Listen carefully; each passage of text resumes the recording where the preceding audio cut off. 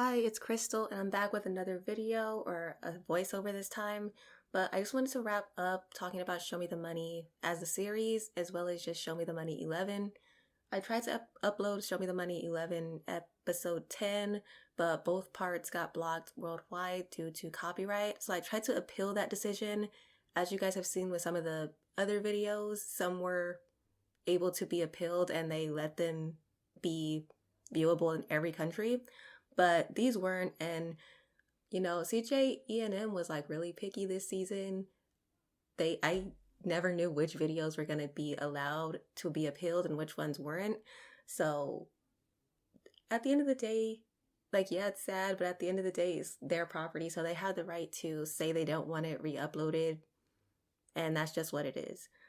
But I still wanted to bring Show Me the Money 11 to a close because it's just weird if I just let Show Me the Money episode 9 be the last video about it. So that's what I'm going to talk about today. So Show Me the Money 11, the winner was Lee Youngji, as you guys probably already know. And the runner-up, in order of which they're named, were Huh, Blase, and Don Malik. I thought all the performances and the songs were really good, but I really wanted to spotlight Blase. I felt like he really did good throughout the show. He really surprised me. I feel like he showed what he had, and I don't know, I'm definitely looking at him different after Show Me the Money 11.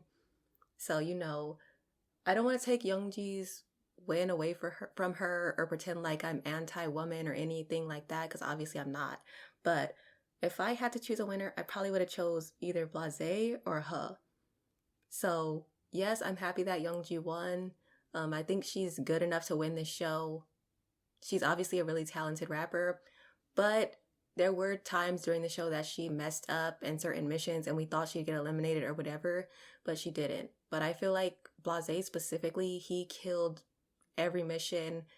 He did good in every performance, had great songs. So I definitely look at him as like one of the honorary winners, as well as Huh.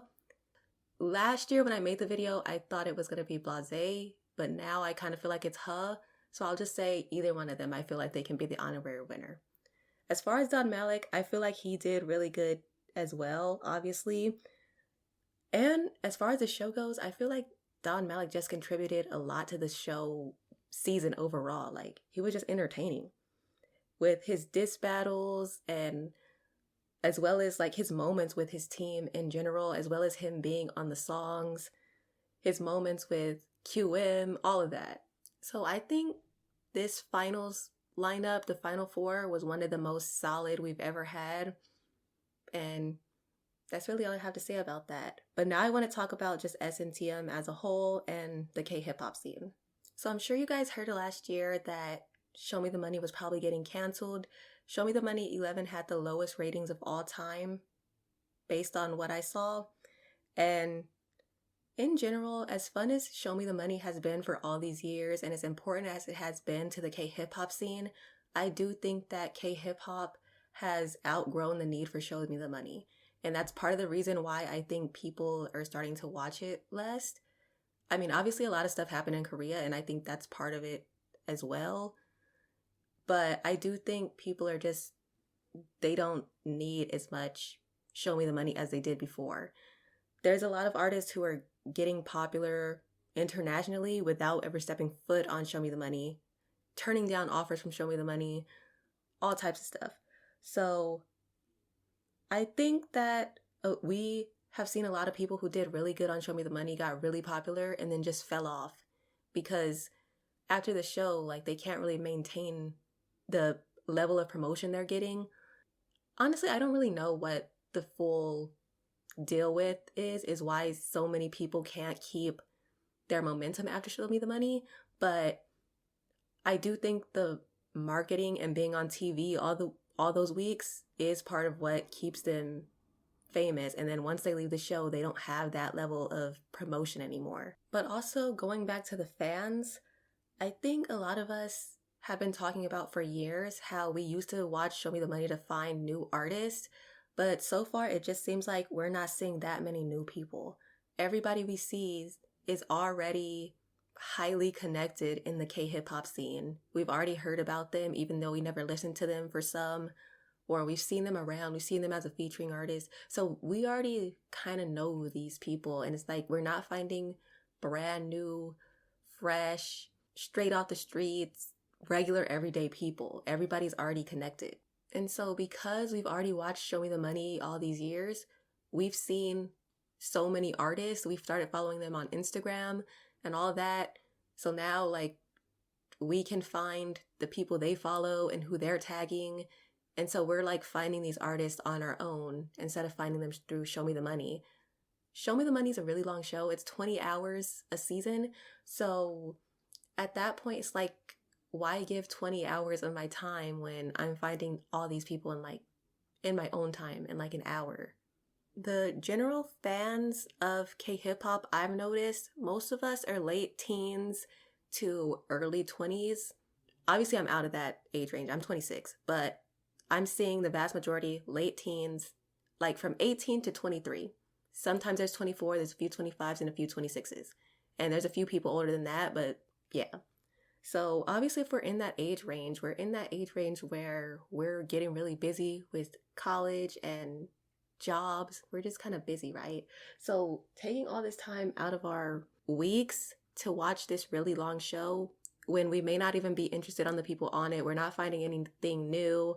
It's been the same for a really long time. We already know the format. There's not that many surprises. It's like, is it worth it?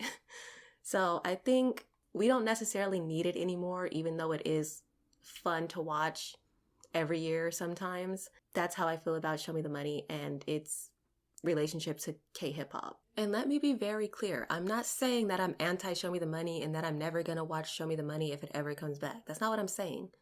There's a difference between a show needing to exist, because really no show needs to exist, and me watching the show. Watching something for entertainment doesn't mean that you feel like it needs to exist or anything. I just had to be clear about that because some people like to purposely misunderstand things. So you gotta like explain really explicitly to them. But anyway, let me just move on.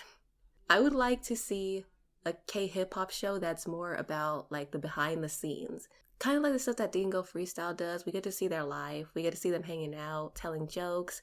But we also might see them like recording a song in the studio or filming their music video, things like that. However, I understand that that's probably a hard sell to a major studio like Mnet, because outside of the K-hip-hop community, like if you're not a fan of these people, you probably don't care to watch them do regular everyday stuff.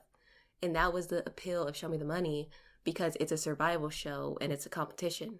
So even people who aren't that interested in hip-hop would still be interested in the survival aspect. So the final thoughts that I really have to say on Show Me the Money is that I had a lot of fun hanging out with the K-hip-hop and just the Show Me the Money community. Whether I agreed with you guys, whether I disagreed with you guys, it was fun talking to you guys. I have a lot of really good memories after all these years with you guys.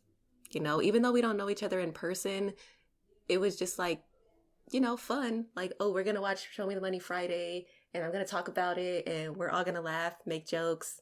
Some people, including myself, might get into some arguments that aren't that deep looking back on them, but you know what? We're going to have fun regardless. So I just thank all of you guys, and we're going to see what happens next in the community. This video was just meant to be a quick, short thing. These videos, if I ever do a voiceover, it's meant to be like less than 15 or 20 minutes, so don't expect anything more from them. But my next videos will be with me on camera and more in depth and all that. But that's all for now. I'll see you next time. Bye.